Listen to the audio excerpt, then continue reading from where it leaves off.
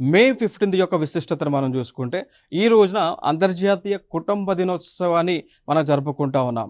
World family day, international family day. ఎందుకు జరుపుతున్నాము అంటే 1993లో ఐక్యరాజ్య సమితి అనేటువంటి ఒక సంస్థ తీర్మానం చేసింది కాబట్టి జరుపుతా ఉన్నాం.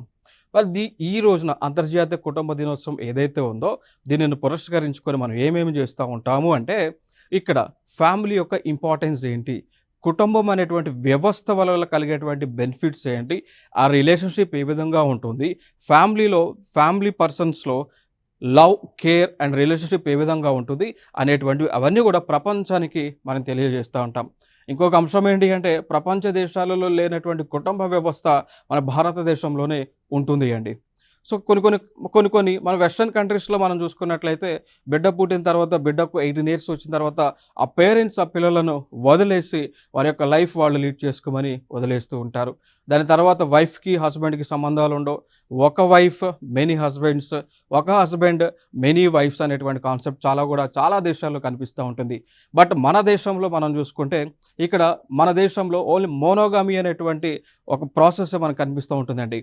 ఒకే భార్య ఒకే భర్త అనేటువంటి కాన్సెప్ట్ ఉంటుంది. విదేశాలలో ఒక భార్యకు 10 మంది హస్బెండ్స్ భర్తలు, లేదా ఒక భర్తకు 10 మంది భార్యలు అనేటువంటి కాన్సెప్ట్స్ ఉంటే, భారతదేశంలో మోనోగామి పాలసీనే మనం అవలంబిస్తూ ఉన్నాం. 1:1 అనేటువంటి రిలేషన్షిప్తో.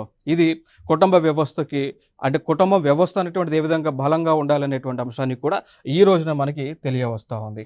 నెక్స్ట్ మరి దీని యొక్క థీమ్ మనం చూసుకుంటే, ఇతివృత్తం మనం చూసుకుంటే లైక్ 2025 యొక్క theme families and climate action అనేటువంటి ఒక థీమ్తో సెలబ్రేట్ చేస్తూ ఉన్నాం. సో ముఖ్యంగా ఈ రోజు యొక్క దినోత్సవం యొక్క ప్రాముఖ్యత ఏంటి అంటే, కుటుంబ వ్యవస్థకు, కుటుంబం యొక్క సంక్షేమానికి పెద్దపీట వేస్తూ ఉంది ఈ రోజున.